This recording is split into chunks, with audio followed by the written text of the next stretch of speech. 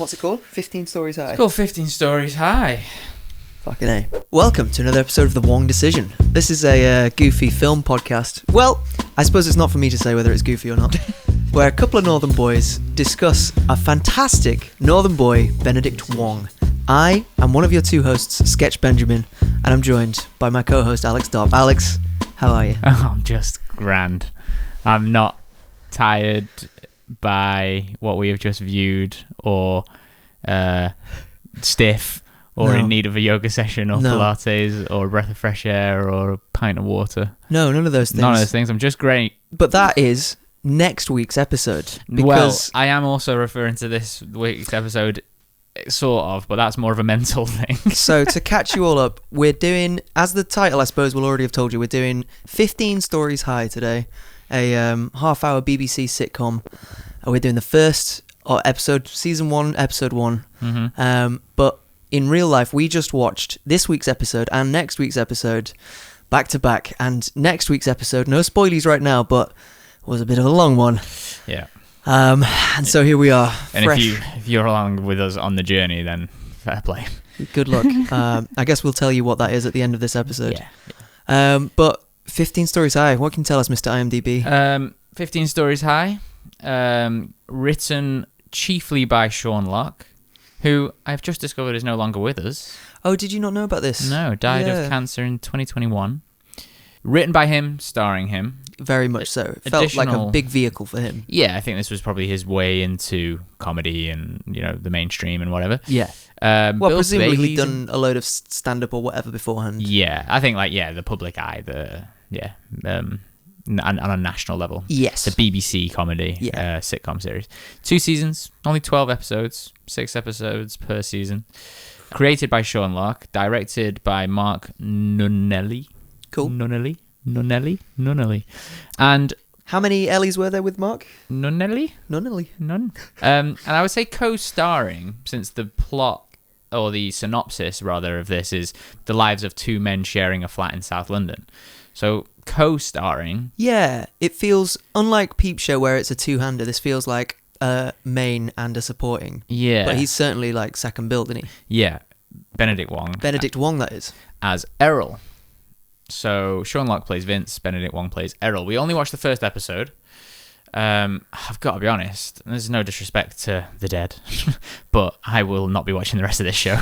It's pretty full on, isn't it? When I was referring to needing some fresh air and stuff, partly that is because of the dankness of this British sitcom that depicts a Britain that probably still exists, but does feel of another era, and one that I'm glad to see the back of. It's quite full on, isn't it? It's the sort of place where I remember, sometimes people start fires because they're trying to heat their house using a toaster. Yeah.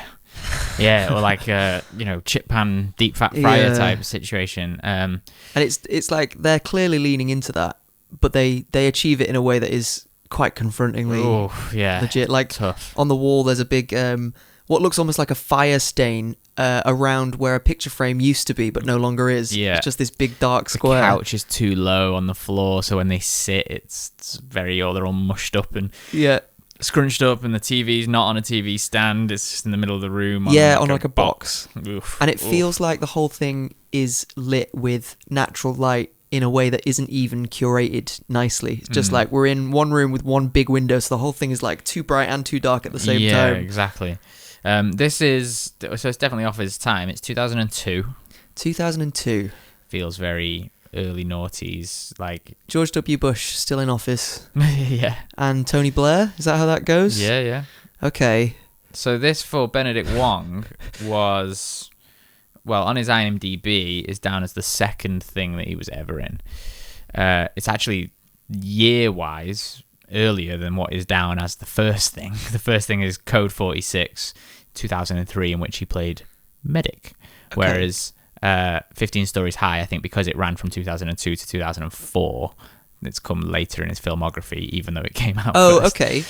And that presumably doesn't include theatre, though, which I think he was doing prior. Yeah, and I'm not really sure it includes... there's stuff from 1986 and 1990 and stuff that's on there, but it's not in his... It's sort of it's in a subcategory almost of his filmography. Okay. Perhaps this is just the way that IMDb works and I'm just completely misunderstanding it. Yeah, you need that IMDb Pro account. Yeah, could well be. $7.99 a month. Either way, you know, prior to that, I mean, yeah, to be fair, he's got Kiss Kiss Bang Bang in 2001. He must have had a part in that. He's a named character. His name is character. He is a named character. in Kiss Kiss Bang Bang, he plays character. So there are films prior to this that he's in where he's a named character. I mean, he's even in the bill before that. But then you go past that, and it is literally like he's down as I've lost it now. Wages clerk, radiographer, Chinese interpreter. Yeah, that kind of thing. Chinese man is just one of them. That was the thing he was saying he got sick of on it, like just playing people in chip shops and stuff. His earliest thing is actually something called screenplay, one episode. How old is Benedict Wong? I'm guessing watching this that he was like 28 or so when they did 15 Storeys High. When they did 15 Storeys High. So that means that my guess is he was born in 1976. Have we done this on the show already? I don't know, but I'm doing it right now. Listen, this is a 10-episode limited run. If we're not going to repeat ourselves across the entire breadth of 10 entire episodes, then... Well, he was born in 1971. Fuck. He is 54. So he was already 31. So he was 31 when that came out. Yeah. Wow. Sprightly boy. I just checked the IMDb ratings of the episode to episode of 15 Storeys High. The first episode does have the lowest rating of all of them. Interesting. Not by much, only by like 0.3 or 0.4. But is it possible that the reason it felt so cheap lighting-wise and stuff is that this was like a pilot? Well, the images from the other episodes do look very similar. Okay. But it is possible, yeah. Because I know that with Peep Show, half the first episode was the pilot, and then the other half was like to fill it out. And when you watch it, you can feel that the production value is a bit off for like half the first episode, but from then it notches up a little bit. Right, yeah, maybe it does. Maybe it does. I think the thing I found hardest about it was that it wasn't that funny for how dank it was. Right. You know, like I know Only Fools and Horses feels a bit dank, and Royal Family can feel a bit dank. That's a good one. Peep Show can. The Office, the original, the UK Office. Yeah. But the comedy aspects far outweighs the dankness for most of them, where oh well, I kind of forget how minging it is because it's so roll on the floor laughing funny. This was kind of like, that was good, and then just dank. I found it quite funny, but I think I wasn't necessarily laughing with the program so much as at it. Right. Just like choices. Yeah, like when they cut to the neighbouring properties and you just get these little vignettes of these weird scenes happening. Yeah. And it would just be like a guy topless frying some stuff and going like ooh, as the fat goes on him. Bacon, yeah. and then after like 15 seconds of that we go back to our main characters, and I find that hilarious because I'm thinking like that was the choice of these TV makers to do that. Yeah. But I don't think I'm laughing like with them. I'm like, I think in that first episode Ben had the funniest line, which was like, "Hi mum, it's me, the third youngest, the Chinese one." Yeah, that is good. I thought that was good. I think he's really endearing in this. I've like maybe I'm biased because of the sheer fact that we're doing this podcast. But yes, that is a factor in it. Sean Locke's character was so unlikable. Yeah, I mean intentionally so. Obviously, they're making him this like moany, nothing's good enough, kind of fuck up kind of dude. Yeah. But he was so unlikable that I just wanted to spend all my time with Benedict Wong's character. I think he seemed like he might get into goofy things that would go wrong, He's quite like friendly and up for things. I think you were more bothered by Sean Locke's character than I was. Yeah, like really I don't think he's a nice guy, but you were like, fucking hell, he's awful, isn't he? Yeah, I just couldn't. I think it's because I know too many people like that. And I'm like, oh no, it reminded me. Not good for you. In terms of that, it reminded me of this flat that I lived in like 2016. When me and our boy Lewis, when we were living together, we had a flat that looked quite similar to that, like one of them old. It was probably built as a tenement building in the 80s or like late 70s, 80s or something. And I think ours was like, it was all right by the time we'd decorated it and stuff. But this felt like it could have been actually the neighbour's flat to where we were there. Right. And I was like, oh man, yeah, there is something bleak about that type of architectural living situation. Yeah, is it brutalism? Is it? It's not quite, is it? It might be, actually. I feel like brutalism is a bit more deliberate and stylized, and this is just like a means to an end. Right, okay. Yeah, I felt like this. I mean, even in that bit where in the episode he goes in to get the couch. Errol goes to get because the club card back or whatever. Yeah, their couch gets bought, taken away by a taxi agency or something. Sean Locke realises that his wallet is caught in the couch, so he goes back to get it, but he sends Benedict Wong in instead. Yeah, so he goes and gets it and then gets dropped off at like Buckingham Palace. I didn't understand why he did. I don't know. I think it was just... But that's it. That was the kind of thing that I was like, oh, I'm more interested in that. Like, right. Goofy kind of... what the fuck sort of stories like that just seem to happen to this guy. Yeah. Whereas with Sean Locke, it was like, oh, everything is just awful and miserable. I think maybe like as we've pieced all this together, that is, even though you would probably describe Benedict Wong as a character actor, if he is typecast for anything, other than what he's already said of like fed up of being the Chinese guy. Yeah. But in regards to his actual, just him as a personality, if he's typecast as anything, it is sometimes comic relief. Yes. With a kind of naive and innocence. He does have a bit of a naivety about him, doesn't he? Yeah, like something playful about him. Like he cuts the tension that is there for everybody else. Mm. He's very avuncular, I think. He's like an uncle. Yeah, and he seems quite trustworthy. Yeah. And like his innocence comes from a place of like sincerity rather than idiocy most of the time. Although it comes across a bit like whoops-a-daisy, you know. Right, but it's kind of like a knowing. He's not like an idiot. No. He's like a warm person who's calm enough in himself. Like in terms of the characters that he plays, they're like, they're not wrapped up in the drama of everything. They're just like, oh, I'm fine. You know, you're all doing some stuff, but it's all right. It's like he gets the piss taken out of him and funny things happen and goofy stuff happens, but because he's kind of open to being like, oh, well, I'm trying to fight the good fight. I'm trying to be a good person and these things happen rather than, the double Ed from Ed, Edd and Eddy. Like, which one? The idiot one. The tall one, is he Ed? I don't know that show well enough. Describe the dynamic. Well, there's Double D, which is Ed with 2 Ds. Makes sense. And he's like the clever one. And then there's the other one. I can't remember if it's Ed or Eddie. I think it's Ed, who's like the kind of like schemer. He's a bit of a Del Boy, kind of trying to be cool. All right. Scheming. And then there's like the thicko, like stupid stuff happens to me. He's the one who goes like buttered toast. And okay. He's like the pinky to the pinky in the brain. Okay. Or thingy to Patrick to SpongeBob. Yes. Okay. Great. I'm in. Benedict Wong doesn't have that. Yeah. No. That's what I'm saying. He's not. Benedict Wong is if Squidward and Patrick combined. So you had the status and solidness of Squidward with the generally calm and open-heartedness. Yeah. Yeah. I think that's something that seems to be a through line through all of these things, apart from the thingy Khan. It's not Genghis Khan, is it? Kublai Khan. Yeah. Apart from that role, I guess. But generally, he seems to be, that's his, if he's typecasted for anything. Yeah. It's that. He's like your friendly uncle. Yeah. I just had a out-of-body experience. I know I'm overusing that term today, but I just realised while we're thinking about these characters and this and that and while we're thinking about Benedict Wong and how he plays this like calm uncle guy, I just suddenly had this snap realization that all my problems are really fine, and just all in that moment I'm like, oh, we're podcasting, and the things that I'm concerned about is like, oh, what if like I got an email earlier that somebody needs the hiss taken out of some audio recording that I did, and I'm like, oh, what if that hiss doesn't come out? Right. And I just now realized like, oh, that's fine. Yeah, those things are all fine. Yeah, I mean, I guess part of the taking the time to do this, because you set all this up, look at this big light that you've got here, and this big light here. I'll cut and these mics. I'll get a behind the scenes shot and edit it in. And these cameras and this lovely whole setup, and us spending. It's all just an excuse just to hang out, really. Yeah, and these are the lengths that I have to go to just to be able to hang out with somebody. maybe that's actually a tragic thing. Aw. I feel bad for bringing that up.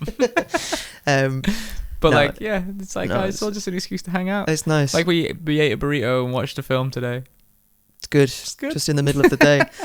And we also watched a 2002 half-hour BBC thing that was so desaturated colour-wise. Oh, man. That I was thinking like, oh, I can tell that it is in colour, but it actually is only a shade off being black and white. There was a film recently that we watched called... not you and I, that I watched called Nosferatu. You watching films with other people? Yeah, sorry, I shouldn't have slipped up on that one. Fuck.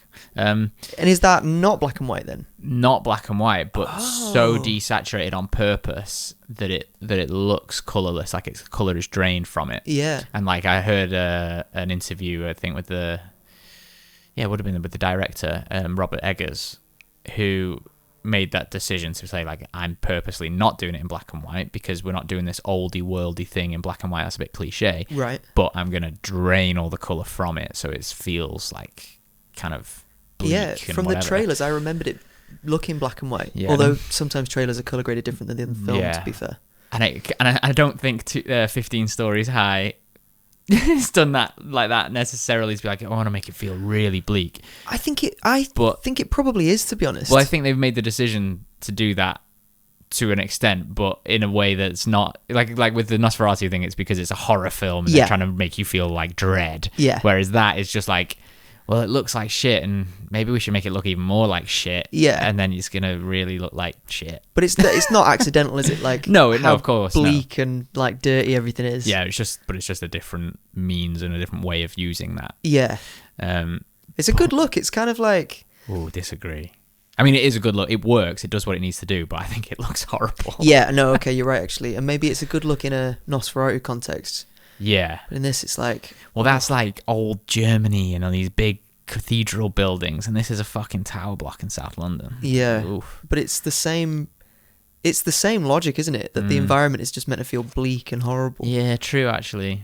It reminds me of like autumn and winter and like just the realities of trying to. Yeah. It's always cold. Live through that season every year. Yeah. I think. Is that how often the seasons go? Yeah. Once a year. Yeah. Once a year. Yeah. Yeah. Okay. I do think I'd be interested to see what it's like in like season 2 and see how it settles. I think Ben Dubs is doing a great job in his role. He's endearing, and he makes for me the comedy most of the time in that show. Like even the first shot of Sean Locke sitting down with his legs spread and then Benedict Wong kind of squeezing on the couch is funny, and he's got a funny way of doing it, and his mannerisms are good.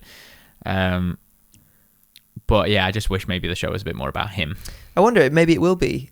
I could well imagine an episode or whatever where they do an A story and a B story, and it's the two of them not together, right? Each doing their own thing. I wonder how it goes tonally. Yeah, and the idea that he's like one of 11 kids. Oh yeah, that was what they other set ones up, are not it? Chinese. Yeah, like, I just think it's really funny. I thought it was. I only clocked on after we hear the mum's voice, and she sounds like she's from like Burnley or wherever. I suppose he's from Salford, but yeah. I thought him and his siblings were all Chinese, as was his mum, and he was saying, it's me, the Chinese one. Oh, right. And I thought that was funny, but then it's also funny if he is the Chinese one. Yeah, like, all right. Well, at first I thought that similar to you, that maybe his mum's Chinese, and then she may have had other husbands or whatever, but then and in the voice I'm like, oh, maybe his mum's white. Yeah, and was with a Chinese, but then he doesn't look necessarily mixed race from that point of view. So then it's that's like a true, confusing. Actually. I think it's a very good joke. Yeah, that's good. Like it's well put together. I kept thinking, in terms of the editing and the lighting and just the whole production of actually filming that show, I was like, oh my god, can you get away with this? Because I've got a project coming up, slowly in the works, that is. Not a million miles away in terms of its like comedy, and it's set in normal places. And I was like, this is like one shot per 40 seconds or like a minute and a half. Yeah. Like on a tripod, and it looks like they've just used all natural light. I'm like, we could film this today.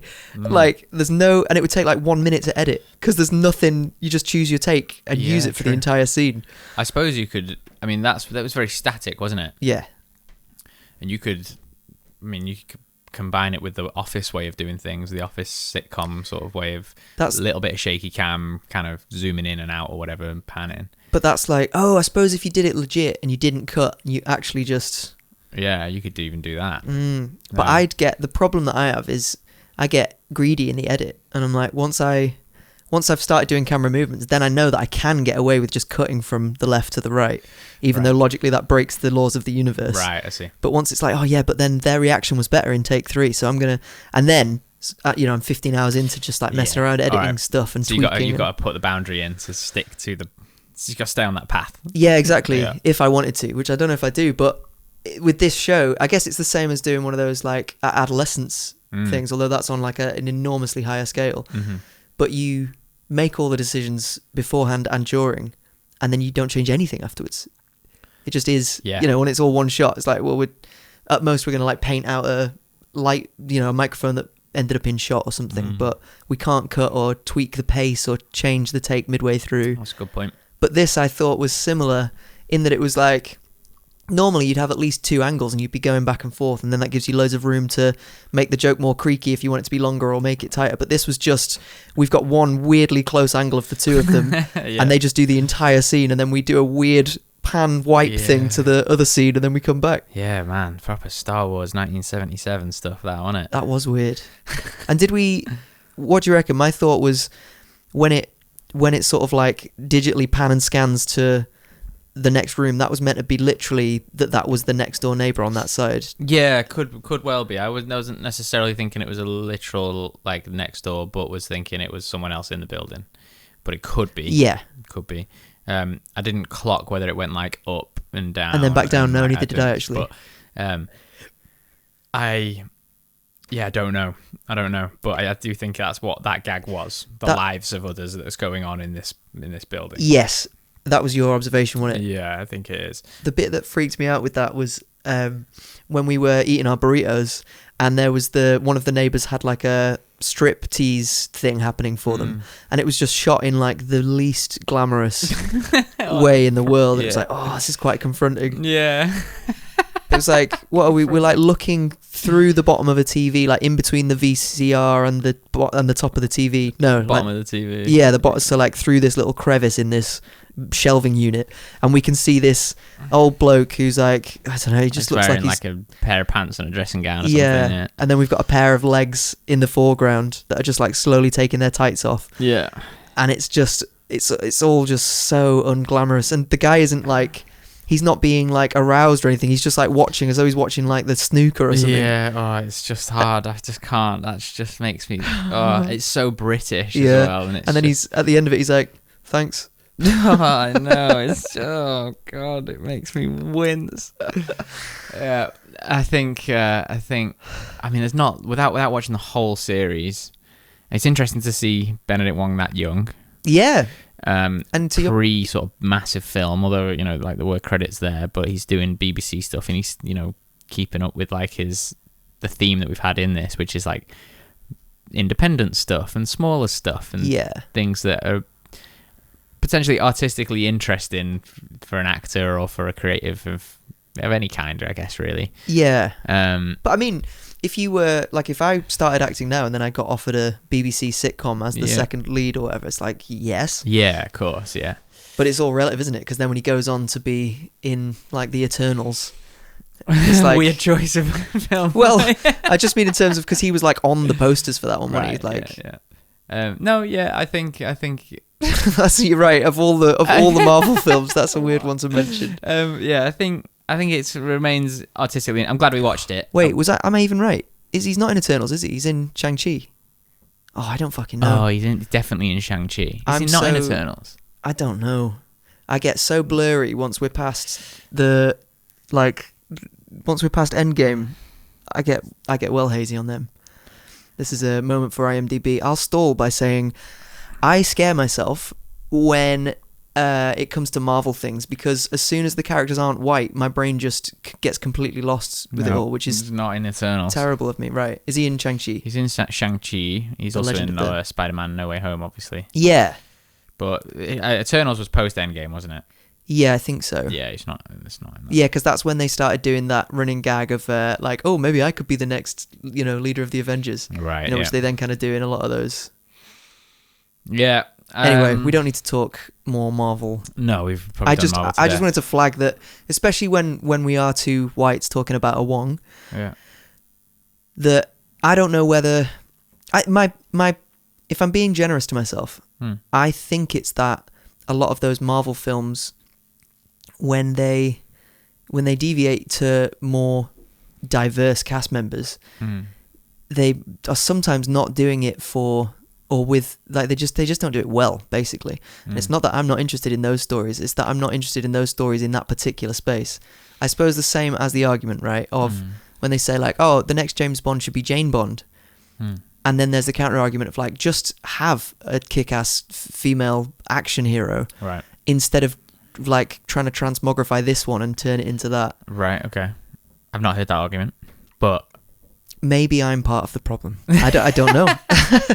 No, I think I know what you're getting at. But I feel weird about saying it, because then I'm like, is my conclusion then that all the superheroes should be white? Because that isn't my conclusion. No, it's more. It's more. Yeah.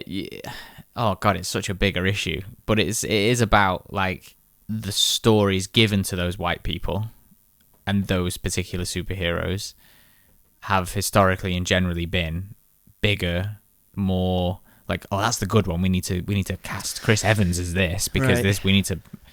Whereas really they shouldn't be doing that. Right, yeah, that's true. And partly I don't think that's necessarily just race based when it comes to Marvel. I think it's an oversaturation. I think it's like, hang on, where are we now? Who's what? And where's this one? And That's what's fair. that one? But Because I thought the same about Thunderbolts. Well, the problem with that is that all the good ones, all the ones that were like, you know, real hang your hat on it, wow, holy shit, Iron Man, Thor, Captain America, and the ones pre-Endgame, that stuff.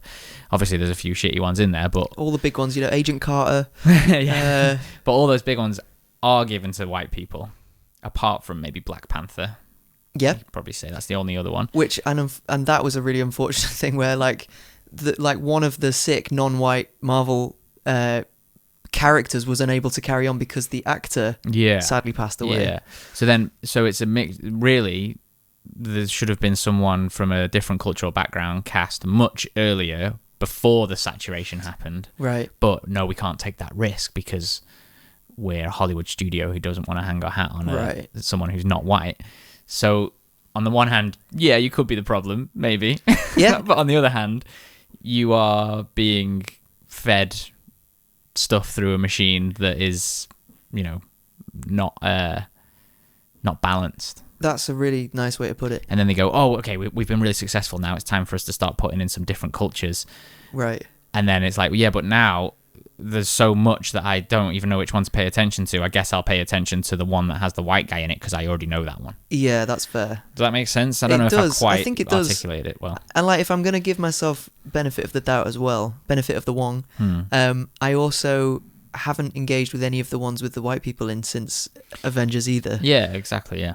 And the thing is, if Shang-Chi had come out pre-Endgame, you probably would have been like, that's a sick Marvel film, but because it came out post-Endgame, you're like, oh man, I'm all Marveled out. That's plausible, actually. But then it wouldn't have come out, because until they've made their first $100 billion, they're not casting anybody who's... They're not taking the risk. No. Which is ridiculous that it's even a risk. Yeah, that's ridiculous. Mad, isn't it? Is there anything else that we need to touch on? For 15 Stories High? For 15 Stories High. Just to flag up that in case you are listening to these out of order and just kind of getting round to things, that this is not 9 days, this is 15 Stories High. I know there's numbers, but 9 days, 15 Stories High, just very different things. Quite different, although, like we were saying, in both his character has this kind of not shouldering the burdens of the world energy about him. Yeah, very true, very true. So maybe they could be swapped, the characters in those things. Cast him as Errol in 9 days, and whatever his character name is in 9 days in 15 Stories High, and we'll just see how that plays out. That's an amazing trivia question. I've got no idea. Yeah, no idea. It was just a name on it. It was just like Dave or something. Yeah. Yeah. I guess it's my turn to ask you this week then. Do you think that Ben Dubs made the Wong decision by being in 15 Stories High? Sean Locke's 15 Stories High. Here we are, episode 9 of 10, limited series run, limited run series, limited series run, run series run. Hey Siri. No, not now, Siri. we still don't know how this question works grammatically, but what we know is the feeling of the question. Yeah, the sentiment. And so, much like you said last time, the Wong decision is the right decision. I'm going to say the same but the opposite. Hell no, he didn't make the Wong decision. This was great. Right. No, that has to be yes, he made the Wong decision. Yeah, okay. The Wong decision is the right decision. Where am I? Who am I? I think this is good. This is like classic, and this is nice. We share this journey with having realised at some point that he's quite a local boy, but having maybe like suspected, like, oh, he doesn't seem like he's from somewhere particularly further away than I'm from. Yeah. And this speaks to that, doesn't it? Because it's just like they're living in a flat in England somewhere, Yeah. and he's talking with South his like London. Salford accent. Yeah, and he's like, his mum's worried about him in London. Yeah, exactly. All right. So it's vibes. Yeah, nice. What's next week? Next week. So we've just watched this, and if anybody wants to join us, we will next week be discussing I'm your head, be it. Gemini Man. And if you want the experience that we had, find it in 60 frames a second. You have to watch it in 60 frames per second. That's such a fundamental part of the experience. I honestly cannot Well done. recommend not watching it in 60 frames per second. Yeah, if you're going to watch it, you got to go 60. Like, firstly, as a film, what's the point? Secondly, I have to suspect that a lot of what we talk about is how mad it looks. So if you're watching in 24... Well, that's what we got next week. 60 frames a second right here, and thank you for being with us on The Wong Decision. Wong Decision. Oh, double track that. Wong Decision. 15 stories high. Wong Decision.